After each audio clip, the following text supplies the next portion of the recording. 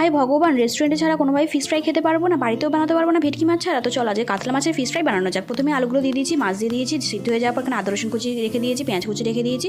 তো চলো এখানে সিদ্ধ অলমোস্ট হয়ে গেছে, তো এগুলোকে ছাড়িয়ে নেওয়া যাক। ছাড়িয়ে নেওয়ার পর এগুলোকে ভালো করে ম্যাশ করবো, মাছ আর আলুগুলোকে একসাথে মিশিয়ে নেবো আমরা। নেওয়ার পর এখানে পেঁয়াজ, লঙ্কা, আদা, রসুন যা যা আমরা কেটে রেখেছিলাম সেগুলোকে ভাজবো। ভেজে নেওয়ার পর এর মধ্যে দিয়ে দেবো 1 চামচ ধনে গুঁড়ো, 1 চামচ জিরে গুঁড়ো, 1 চামচ লঙ্কা গুঁড়ো, 1 চামচ হলুদ গুঁড়ো আর একটু স্বাদ মতো নুন। তো এগুলোকে দেওয়ার পর ভালো করে ভেজে নিতে হবে। ভেজে নেওয়ার পর আমরা এর মধ্যে দিয়ে দেবো ম্যাশ করে রাখা আলু আর মাছটাকে।